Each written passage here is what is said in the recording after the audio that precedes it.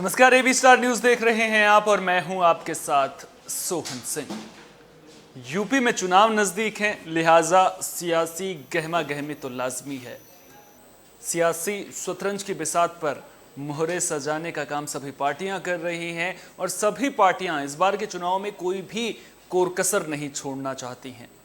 BJP के सामने जहां अपने सरकार को बरकरार रखने की चुनौती है, वहीं विपक्षी पार्टियां क्या बीजेपी के सामने चुनौती पेश कर पाएंगी, ये भी अपने आप में बड़ा सवाल है। और बीजेपी किस तरह से तैयारियां कर रही हैं वो भी आपको बताएंगे। आपको बता दें कि गृह मंत्री अमित शाह एक बार फिर यूपी के दौरे पर हैं और गृह मंत्री अमित शाह का ये दौरा कई मायनों में बेहद खास माना जा रहा है, क्योंकि इससे पहले 2014 के लोकसभा चुनाव हो, 2017 के विधानसभा चुनाव हो या फिर 2019 में दोबारा लोकसभा चुनाव हो, अमित शाह की अगुवाई में बीजेपी ने चुनाव लड़े हैं और परिणाम बेहद ही सुखद बीजेपी के लिए रहे हैं। अब एक बार फिर एक तरह से कहें तो अमित शाह कमान संभालते हुए नजर आ रहे हैं। सबसे पहले पिछले जो 3 चुनाव जिनका मैंने जिक्र किया, उनमें कैसा रहा बीजेपी का प्रदर्शन, वो आपको ग्राफिक्स के जरिए समझा देते हैं।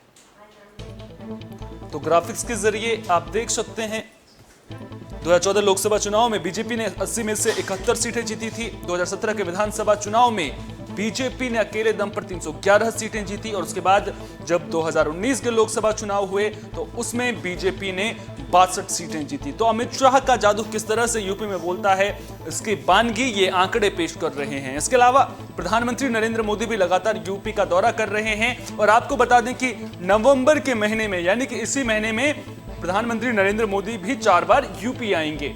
ग्राफिक्स के जरिए हम आपको दिखा देते हैं कि कब कब आएंगे। 16 नवंबर को सुल्तानपुर में पहुंचेंगे प्रधानमंत्री नरेंद्र मोदी, पूर्वांचल एक्सप्रेसवे की शुरुआत करेंगे। 19 नवंबर को झांसी में रानी लक्ष्मीबाई की जयंती का कार्यक्रम है।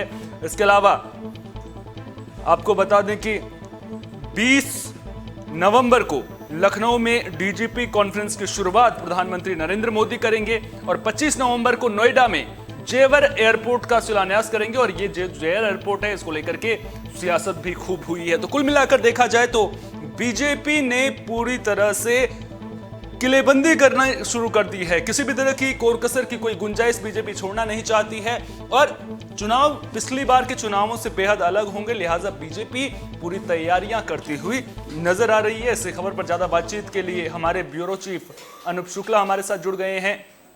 अनूप जी, अमित शाह एक बार फिर से यूपी दौरे पर पहुंच रहे हैं, क्या कुछ कार्यक्रम रहेगा उनका इस दौरान?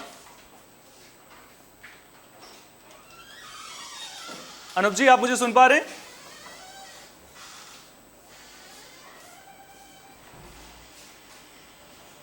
लगता है अनूप जी तक हमारी आवाज नहीं पहुंच पा रही है। एक बार फिर से उनसे संपर्क साधने की कोशिश करेंगे। तो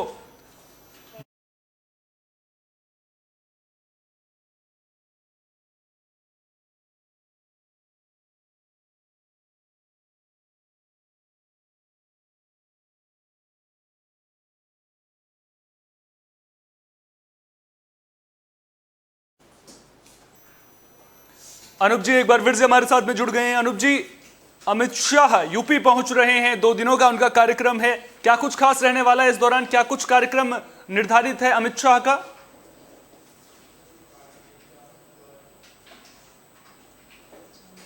जी। हम्म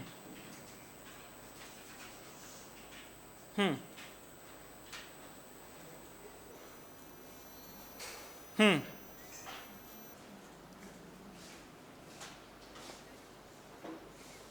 हम्म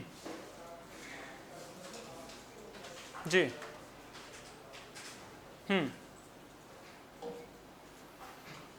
हम्म हम्म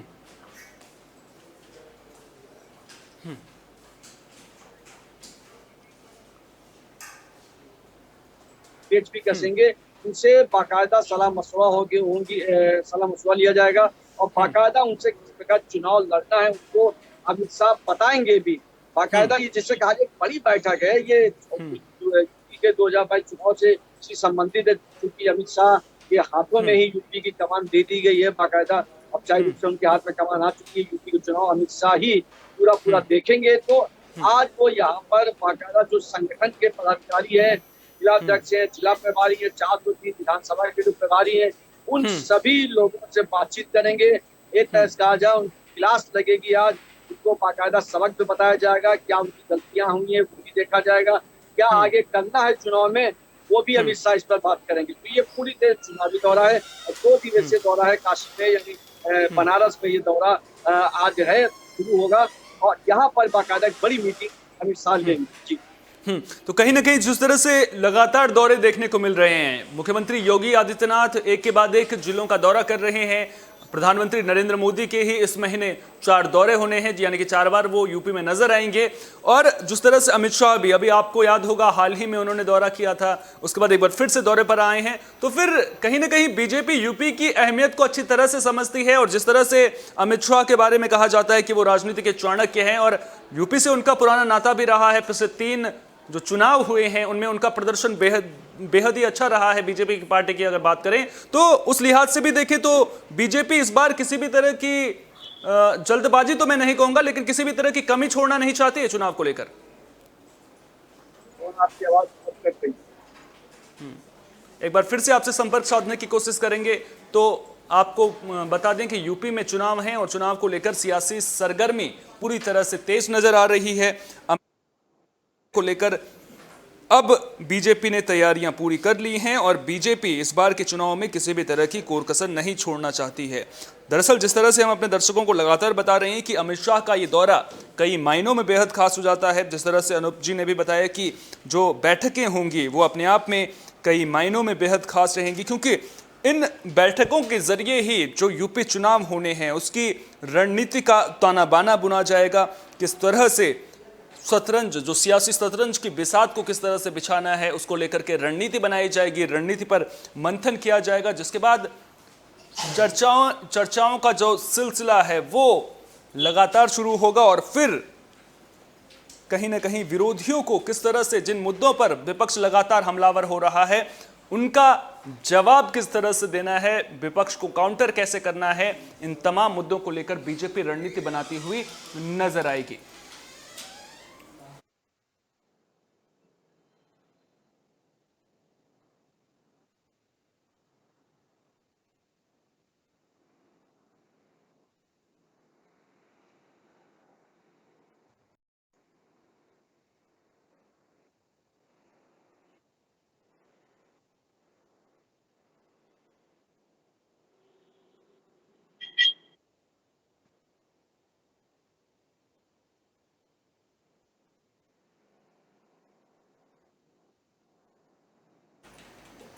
तो यूपी के जो ये चुनाव हैं वो कई मायनों में बेहद खास हैं। रही बात बीजेपी की, तो बीजेपी के सामने इस बार चुनौती कम नहीं है, क्योंकि विपक्ष लगातार हमलावर नजर आ रहा है। तमाम मुद्दों को लेकर विपक्ष सरकार को घेरने की कोशिश कर रहा है। इस बीच में बीजेपी के जो नेता हैं उन्होंने दौरे अपने जरूर तेज कर दिए हैं। एक के बाद एक दौरे लगातार देखने को मिल रहे हैं। अब प्रधानमंत्री नरेंद्र मोदी, जिस तरह से हम लगातार बता रहे हैं कि वो भी इस महीने 4 बार यूपी के दौरे पर रहेंगे। इस दौरान रानी लक्ष्मीबाई की जयंती कार्यक्रम में वो झांसी में नजर आएंगे। इसके अलावा जेवर एयरपोर्ट का शिलान्यास करते हुए नजर आएंगे। डीजीपी कॉन्फ्रेंस की शुरुआत करते हुए भी प्रधानमंत्री नरेंद्र मोदी नजर आएंगे। और जो पूर्वांचल एक्सप्रेस वे है उसकी शुरुआत, उसका उद्घाटन करने भी प्रधानमंत्री सुल्तानपुर पहुंचेंगे।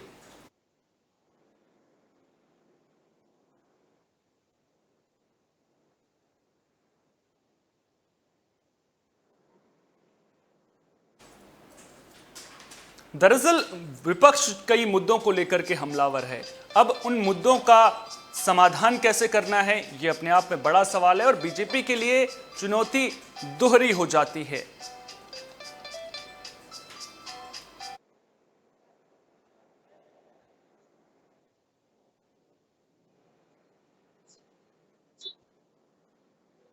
हेलो, हमारी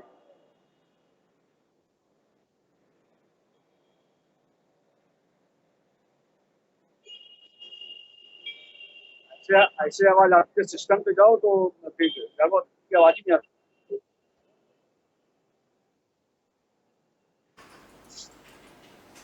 अनूप जी हमारे साथ एक बार फिर से जुड़ चुके हैं। अनूप जी, लगातार हम देख रहे हैं एक के बाद एक जो बीजेपी नेता हैं उनके दौरे देखने को मिल रहे हैं। अब अगर देखा जाए तो अमित शाह जिस तरह से उनका प्रदर्शन पिछले 3 चुनावों में रहा है, तो उनका दौरा कई मायनों में बेहद खास हो जाता है। और एक दूसरी तरफ से एक संदेश भी जा रहा है, जिस तरह से बीजेपी के नेता लगातार दौरे कर रहे हैं, कि बीजेपी इस बार के चुनावों को, चाहे उनका प्रदर्शन पिछली बार कितना भी अच्छा रहा हो, हल्के में तो बिल्कुल भी नहीं ले रही है। देखिए, बिल्कुल आपने सही कहा सोहन। बीजेपी चुनाव, विपक्षी पार्टियां हमेशा आरोप लगाती है कि बीजेपी चुनाव जीतने की मशीन हो गई। चुनाव चुनाव चुनाव ही खाली वो मैनेज करती है, इसके अलावा उसका कोई काम नहीं। ये बात सही बात है, चुनाव छोटा हो या बड़ा हो, बीजेपी पूरी संजीदगी के साथ उस चुनाव को लड़ती है। और फिर ये तो यूपी का चुनाव है जिससे केंद्र की गति का नंबर बनता है संभालने के लिए। ये चुनाव, यूपी विधानसभा चुनाव बीजेपी के लिए बहुत अहम है, क्योंकि 2024 का जो चुनाव होना है, उस चुनाव में अगर मोदी को दोबारा आना है, तो जाहिर सी बात है बीजेपी दोबारा आना, तो यूपी का चुनाव तो उसको जीतना ही जीतना है, क्योंकि यूपी से ही दिल्ली का रास्ता जानता है, सभी जानते हैं। फिर बीजेपी कोई छोटा हो बड़ा हो, वो अपनी चुनाव की तैयारियां बहुत समय पहले करने लगते हैं। सालों पहले का, साल 2 साल पहले से वो चुनाव बच जाते हैं, पहले से ही सारी चीजें देखने लगते हैं। जबकि विपक्ष इसी बात में बीजेपी थोड़ा पीछे रहता, थोड़ा देर से जागता है विपक्ष।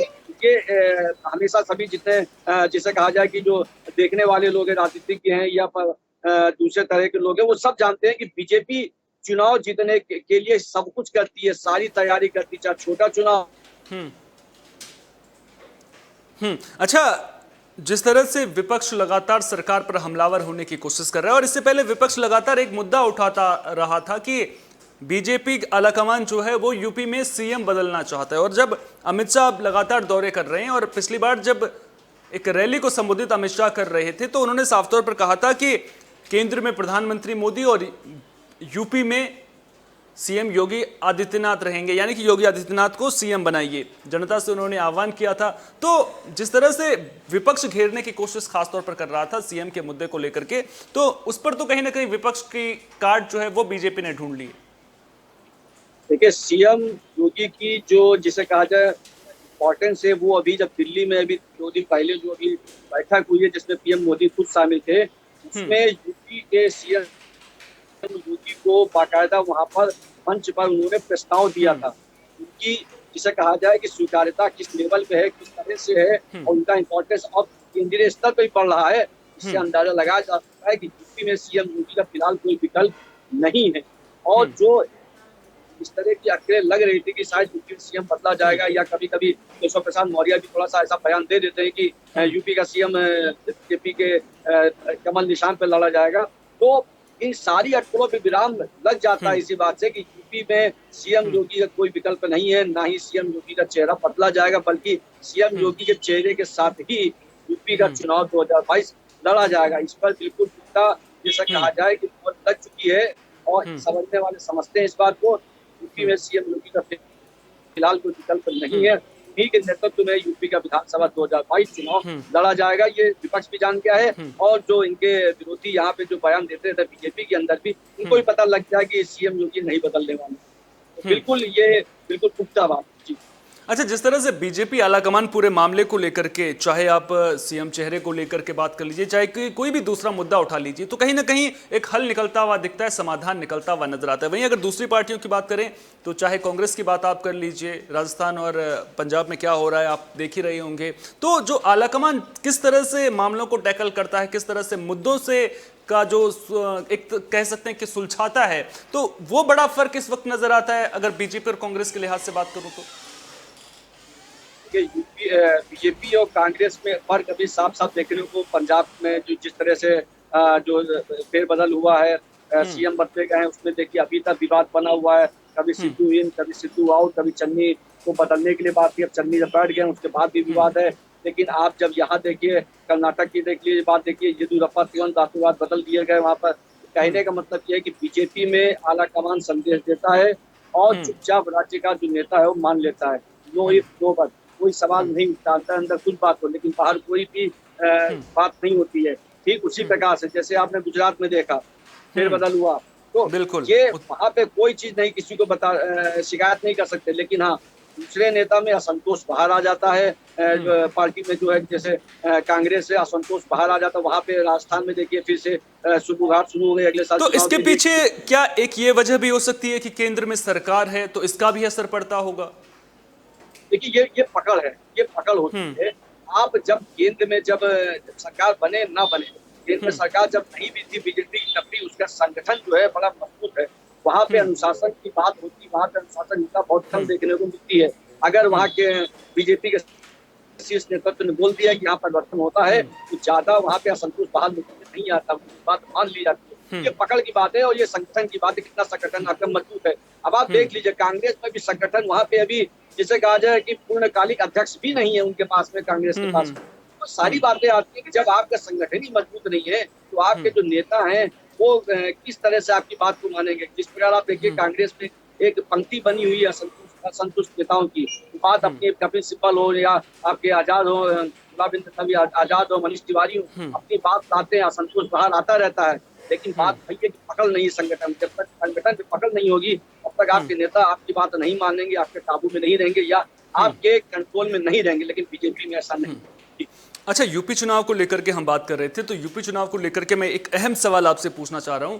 दरअसल हमने देखा है कि पिछले 3 चुनावों में अमित शाह, जिसका जिक्र मैं बार बार कर रहा हूं और क्यों कर रहा हूं, इसके मायने बड़े हैं क्योंकि एक बार फिर से अमित शाह के हाथ में यूपी की कमान बीजेपी ने दी है। तो जिस तरह से चुनाव बीजेपी की लड़ने की रणनीति रही है, हमने देखा था पहले के चुनावों में कि मुस्लिम वोट बैंक को लेकर के राजनीति बड़ी तेजी से होती थी। हम लगातार देखते थे कि मज़ारों पर जाते हुए नेता नज़र आते थे।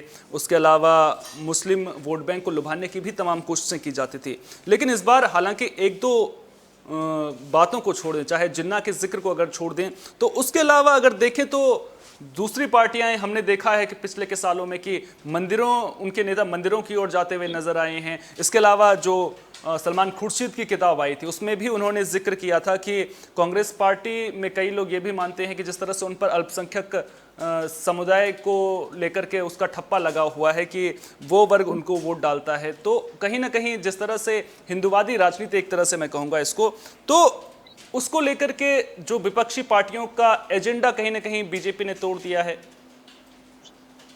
देखिए अभी आपने सलमान खुर्शीद की किताब की बात, कांग्रेस सेल्फ गोल करने में सबसे आगे होती है। आज जो राशिद अली का बयान बाहर आया कि श्री राम का जो नारा लगा, श्री राम बोलते हैं वो निशाचर राक्षस है। तो ये कांग्रेस सेल्फ गोल करने में बहुत आगे है। कांग्रेस को इन सब की कोई जरूरत नहीं है। प्रियंका गांधी, राहुल गांधी मंदिर मंदिर घूम रहे हैं, इधर जा रहे हैं उधर जा रहे हैं, वो अपना एक जनाधार बनाने की कोशिश कर रहे हैं। इसी तरह जो नेता हैं तो वो ऐसे बयानों से विवादों में घिरे जा रहे हैं, विवाद अच्छा, बढ़ाए जा रहे हैं। एक सवाल लेना चाह रहा था। जिस तरह से सलमान खुर्शीद की किताब में जिक्र मिला है, यूपी में चुनाव है, तो आपको नहीं लगता कि प्रियंका गांधी जिस तरह से नरम हिंदुत्व की राजनीति चल रही थी, तो उसको भी तो कहीं ना कहीं झटका लगा है और उसका नुकसान भी कांग्रेस पार्टी को यूपी चुनाव में उठाना पड़ सकता है? देखिए कांग्रेस ने आज सलमान खुर्शीद के जो किताब है उसको पूरी तरह से किनारा कर लिया और चाहे रूप से कांग्रेस ने बोल दिया कि सलमान खुर्शीद की किताब में जो है उससे कांग्रेस का कोई लेना देना नहीं, ये इनकी निजी राय है। और ये कांग्रेस में होता रहा है, नेता विवादी बयान देते रहते हैं, कांग्रेस चुपचाप खाली इतना ही कह देते कि हाँ ये हमारा निजी, ये इनकी निजी राय है, कांग्रेस से इसका कोई लेना देना नहीं। ऐसा नहीं चलता, जनता समझदार है, जनता समझती इस बात को। राशिद अली ने आज जो उनका एक बयान भाषण बाहर आ गया उसमें सीधे बता दिया। तो ये सेल्फ गोल है। आप जब नरम हिंदुत्व की तरफ बढ़ रहे हैं, प्रियंका गांधी नरम हिंदुत्व तक जा रही हैं और आज हम्म हम्म हम्म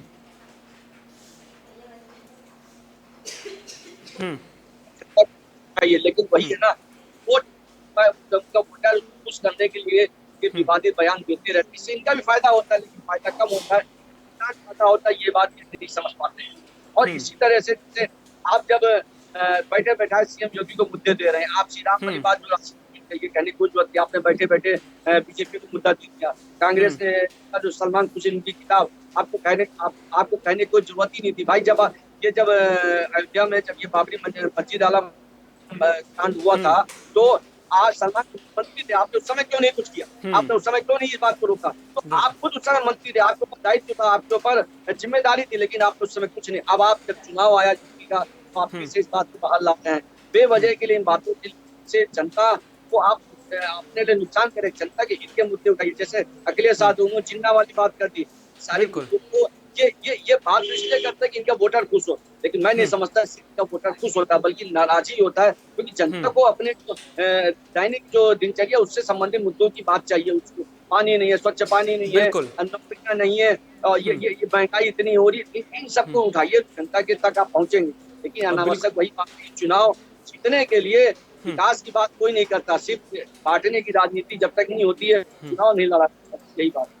तो बिल्कुल, और जब आप विपक्ष में हैं तो फिर आपकी जिम्मेदारी बनती है कि आप विकास के मुद्दों को उठाइए, विकास के मुद्दों पर बात कीजिए। लेकिन उसके बावजूद जब विपक्ष भटकी हुई राजनीति की दिशा में बढ़ता है तो कहीं ना कहीं सवाल कई सारे खड़े जरूर होते हैं। अच्छा, यूपी चुनाव को लेकर के अगर मैं आपसे पूछूं, पिछले 3 चुनावों और अब के चुनावों में, क्योंकि पिछली बार बीजेपी विपक्ष में थी, इस बार सत्ता में है, कहीं ना कहीं रणनीति बदलनी पड़ेगी, और जो एजेंडा है, कहीं ना कहीं एजेंडा नहीं कहूंगा मैं, जिस तरह से चुनावी जो चेहरे थे वो भी बदलने पड़ेंगे कुछ। और साफ तौर पर बीजेपी जिस तरह से लगातार कहती आई है कि हम विकास के मुद्दे पर चुनाव लड़ेंगे, तो पिछली बार के चुनावों में और इस बार के चुनावों में कितना बदलाव और रणनीति के लिहाज से क्या कुछ बदलाव करने की जरूरत बीजेपी को? क्योंकि पिछली बार के चुनाव इस चुनाव में बहुत अंतर है। अंतर ये है कि पिछली बार बीजेपी विपक्ष में थी, लेकिन अब वो सत्ता पक्ष में, अब उसे दूसरे यानी सपा की कमियां लेके आगे नहीं आना है। आपने जो काम किया है, आपकी कमियां बाहर आई हैं, आपको उन कमियों को दूर करने की बात जनता से करनी है। क्यों? क्योंकि कोरोना काल से आप निकल के बाहर आए। कोरोना काल में बहुत अव्यवस्थाएं हुई है, बहुत अनियमितताएं हुई है, बहुत मौतें हुई है, सबका असर जनता के ऊपर है, उसका आपको जवाब देना होगा। साथ में महंगाई का जो आलम यहाँ इस समय बढ़ी हुई है, महंगाई है, उसका जवाब आपको देना होगा। साथ में जो किसान की जो पश्चिम उत्तर प्रदेश के साइड में या पूर्वांचल साइड में जो किसान आंदोलन चल रहा है, उसको भी आपको देख के रणनीति बनानी है। तो मुसीबतें बहुत है, चुनौतियां बहुत है इस समय बीजेपी के लिए। पहले तो आपने सपा की कमियों को लेकर आगे बढ़ाई, लेकिन अब आपको क्या दिया है जनता को, आप शासन में, आप सत्ता में, आपने क्या किया है और आगे क्या करेंगे। अब आपको अपना जो ये 5 साल में जो किया है उसको लेकर सामने आना है, विकास की बात करनी, बेशक करनी। आपने कितना विकास किया वो भी आपको बताना पड़ेगा जनता को। और साथ में जो विधायक हैं, मंत्री हैं, कुछ लोगों के टिकट भी कटेंगे। ये रणनीति, विशेष रणनीति कहा जाए कि लगभग 50 के आसपास विधायकों को टिकट कटने की बात सामने आ रही है। तो विधायकों को जिनका जनाधार ठीक नहीं है या जिनके क्षेत्र, अपने क्षेत्र में जिसे कहा जाए कि उनकी निगेटिव जिसे बात चल रही है, नेगेटिव हवा है उनकी, तो ये जो उनका अंदरूनी सर्वे उनको पता है इस बात का कि इस विधायक के टिकट कटने हैं, इसके नहीं कटने। वो बात विधायकों को भी पता है कि जनता में भाई कोरोना काल में आप जनता के बीच नहीं जा पाए। क्यों नहीं जा पाए? जनता पूछेगी ना, जब आप अपने क्षेत्र में टिकट मांगने, वोट मांगने जाएंगे, तो उन विधायकों के टिकट तो कटने करते हैं जिन्होंने बहुत बड़बोलेपन में बयानवीर बने थे, बयानबाजी की उन्होंने। तो बेशक नीति बहुत अलग तरह की बननी जरूरी है और बनी है भी है।